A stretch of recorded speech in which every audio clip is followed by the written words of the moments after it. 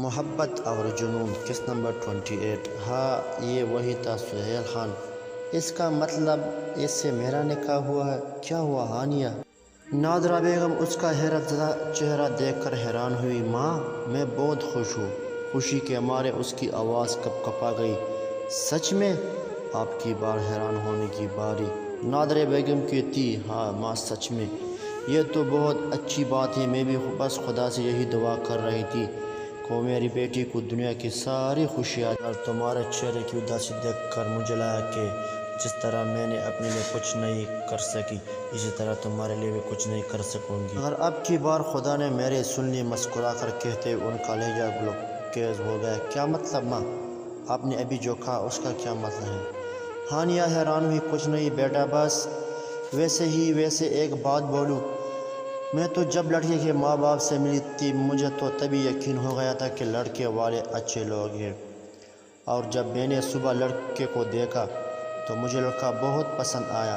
دیکھو تو کیسا ہیرو جیسا لگتا ہے، جیسے کوئی پٹھان ہو۔ تم دونوں کی جوڑی بہت جچے گی۔ مسکرا کر کہتے اس نے ہانیہ کے شرم سے سرخ چہرے کی طرف دیکھا۔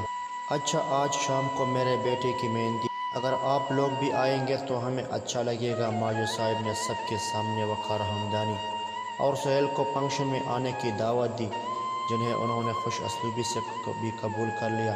حمدانی صاحب، ہم جانتے کہ آج ہانیہ بیٹی کی نکاح ہے، مگر آپ یہ بھی جانتے کہ آج رضا کی مہندی بھی ہے، اور بچپن سے رضا کی بس ایک ہی دوست ہے۔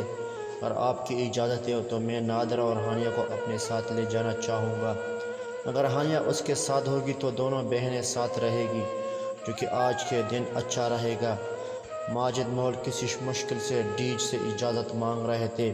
یہ وہی جانتے تھے۔ کچھ سوچتے ہوئے ڈیج نے اجازت دے دی تھی۔ آج ویسے بھی بہت بڑا دن تھا، آج بہت بڑی ڈیل ہونے والی تھی۔ الگ الگ ملکوں سے ان کے بھروسے مند ڈیلرز آئے ہوئے تھے۔ آج میٹنگ اور کل کو لڑکیوں کی ڈیلیوری بھی کرنی تھی، اور اس کے لیے انہیں گھر سے کم 2-3 دن دور رہنا پڑتا تھا۔ موقع کی نزاکت کو سمجھتے ہوئے ڈیج نے اجازت دے دی تھی۔ ان کی اجازت دیتے ہی خرم اور سہیل کے چہرے پر فتح کے آثار نمودار ہوئے۔ کیسے ہو رام لال؟ یحییٰ خان نے آتے ہی اس کا حال چال پوچھا۔ کیسا ہو سکتا ہوں میں؟ غصے سے پکارتے ہوئے اس نے ہاتھ میں پکڑا ریموٹ ایک طرف پھینکا۔ برسوں سے ہم اور ڈیج ایک ساتھ کام کر رہے ہیں، اور پہلی بار کو لڑکی میں نے ڈیج سے مانگی۔ اگر وہ اس ڈیج کی پوتی نکل آئی، اس میں میرا کیا قصور تھا؟ اگر وہ مجھے آرام سے بتا دیتا کہ میں اس لڑکی کا پیچھا چھوڑ دوں کیونکہ اس کی پوتی ہے، تب شاید مجھے اتنا برا نہ لگتا، لیکن بجائے آرام سے بات کرنے کی اس نے اپنی طاقت کا رعب جمایا مجھ پر، وہ بھی پاکستان بلا کر۔ اب میں بتاؤں گا کہ اس نے مجھ سے دشمنی مول کر کتنی بڑی غلطی کی ہے۔ اس ڈیج کے سارے راز جانتا ہوں میں۔ اگر وہ مجھے نہیں ملا جو مجھے چاہیے تھا تو ڈیج کو بھی وہ نہیں ملے گا جو وہ چاہتا ہے۔ اچھا ہوا جو تم مجھے مل گئے۔ اب میں تمہاری مدد کروں گا اس چیز کو حاصل کرنے میں جو تمہیں چاہیے، اور تم میری مدد کرنا اس کے لیے جو چیز مجھے چاہیے۔ تم ڈیج کی جگہ بادشاہت کرنا اس پری کے ساتھ، اور میں اس ڈیج کی پوتی کو اپنے ساتھ لے جاؤں گا اور اس کا وہ حال کروں گا جو شاید ڈیج نے سپنے میں بھی نہیں سوچا ہوگا۔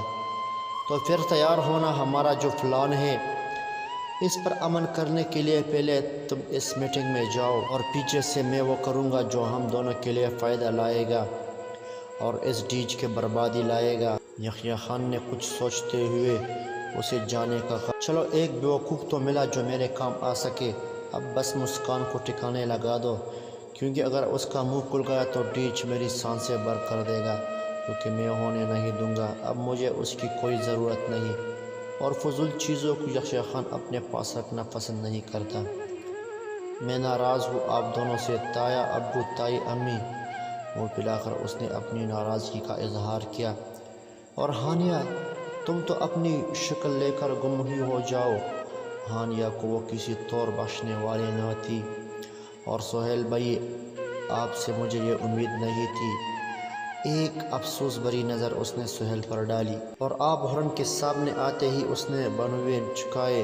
آپ نے ثابت کر دیا، آج میں نے آپ کا نام بالکل صحیح رکھا تھا۔ آپ جنتے جن ہو اور رہوگے، یہاں کسی کی نظر میں میری کوئی اہمیت نہیں، بھی فضول ہوں میں، کیونکہ مجھے کچھ بتاتا ہی نہیں چاہتا، یا پھر پتہ نہیں، شاید ضروری نہیں سمجھتا۔ سب کی طرف ایک شفیع بڑے نظر ڈال کر اس نے نظریں پھیر لی، مبادا اس کے آنسو کوئی دیکھ ہی نہ لے۔ اس کا سب کچھ، اس کی ساری دنیا یہی چند لوگ تھے۔ ہانیہ کو وہ سگی بہن سے زیادہ مانتی تھی، اور سہیل نے اس کی زندگی میں بائی کی کمی کو پورا کیا تھا، پر نہ جانے کیوں آج ان دونوں نے اتنی بڑی بات اس سے چھپائی تھی۔ اور تو اور تایا ابو اور تائی امی نے بھی اسے کچھ نہیں بتایا تھا۔ کسی سے اور کوئی بھی شکوہ نہ کرتے ہوئے وہ تیزی سے اپنے کمرے کی جانب بڑھ گئی۔ دل ہر چیز سے اچھاڑ ہو گیا تھا۔ آج کتنا خوش تھی، کتنی ڈیر و ڈیر باتیں تھی جو اسے ہانیہ سے کرنی۔ ردا بچے ہماری بات تو سنو، ماجد صاحب نے اسے پیچھے سے آواز لگائی، جسے سن کر ایک پل کے لیے اس کے پاؤں ساکت ہوئے تھے، مگر اس وقت وہ کسی سے بات نہیں کرنا چاہتی تھی، سو چپ چاپ اپنے کمرے کی جانب بڑھ گئی۔ حرم جاؤ اسے دیکھو، اس وقت اسے صرف تمہیں سمجھا جا سکتے ہیں۔ ماجد صاحب نے حرم کی طرف دیکھتے ہوئے اسے سمجھایا، ہم تو کوئی اپنی ہی مہندی اور رخصتی کے دن ناراض ہے۔ اس کے کمرے میں آ کر وہ عین اس کے برابر آ بیٹھا۔ اچھا بتاؤ، مجھ سے کیوں غصہ ہو؟ حرم نے جھک کر اس کی آنکھوں میں دیکھنے کی کوشش کی۔ مجھ سے بات نہیں کرو گی؟ اس کی نفی میں ہلتی گردن دیکھ کر حرم کو اس پر ٹوٹ کر پیار آیا۔ اچھا، میں تو تم سے بات کیے بنا ہی نہیں رہ سکتا، تو پلیز تھوڑی سی تو بات کر لو مجھ سے، پلیز۔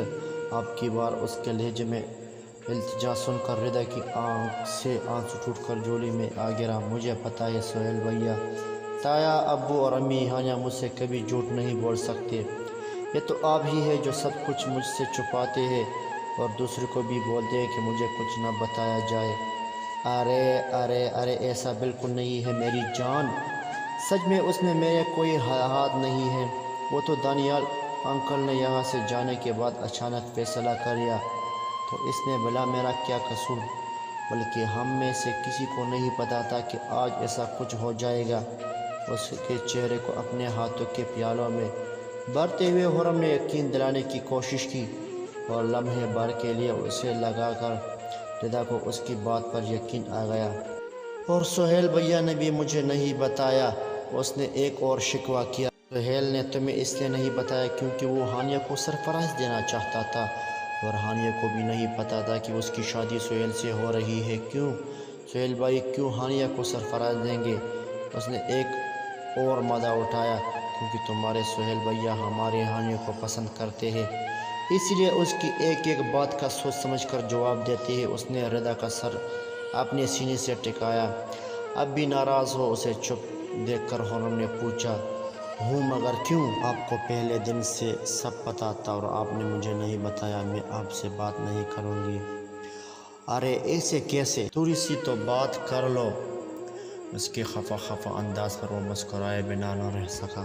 نہیں، تھوڑی سی بھی نہیں اور اتنی سی بھی نہیں، ایک چونٹی جتنی بھی بات نہیں کروں گی اب میں آپ سے۔ اس کے سینے سے لگے لگے اس نے پرزور ناراضگی کا اظہار کیا۔ کہانی جاری ہے۔ اگر ابھی تک آپ نے ہمارا چینل سبسکرائب نہیں کیا تو ہمارا چینل سبسکرائب کیجیے، اور اگر کہانی پسند آئے تو ضرور لائک کیجیے، اپنے دوستوں کے ساتھ شیئر کیجیے۔ شکریہ۔